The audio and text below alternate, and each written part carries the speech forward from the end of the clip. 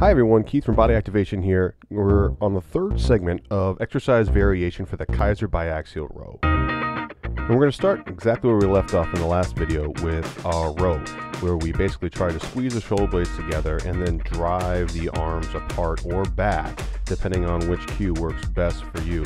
Here's another view of how I'm rowing with the shoulder abducted and going through horizontal ab and adduction as I'm pulling back on the handles. If the client does not have enough shoulder abduction, then limit the abduction by raising the seat up higher, and then cue the client to then shove the chest into the pad in order to give them something to shove with in order to pull the handles back. So here is me shoving my chest into the chest pad as I'm driving the shoulder blades back and pulling the arms apart. In this next variation, we're going to bring the pad all the way in, so you basically have to keep your spine and trunk in one position as you're rowing. On this machine, we also do a fair amount of controlled protraction-retraction, and we do it in the neutral position, and we also do it with a variation in depression, where we actually are trying to drive the shoulder blades down and back.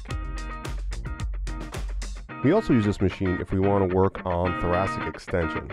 So you shove the chest into the pad and extend with the back. We also have single arm row variations, one where you're actually grabbing the pad, and another one where you're actually holding on to the crossbar. Each provide a different level of support. We also do protraction-retraction with single arm on this as well, in case we need to bias to one side. Another variation of the row is basically holding on with one hand on the handle while the other one goes through a dynamic range. The shoulder that is static is held in retraction. Sometimes we set clients up rotationally, so their pelvis is at a 45-degree position while their trunk is rotated either to the left or the right, and sometimes we do both arms, and you basically can cue up whether or not you want the torso to actually rotate a little bit or not.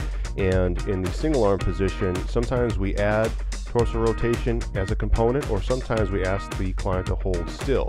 It all depends on what it is that you're looking for out of the exercise. I hope you enjoyed the three-part series, and if you're looking at what's coming up next, go to body-activation.com and sign up for the newsletter.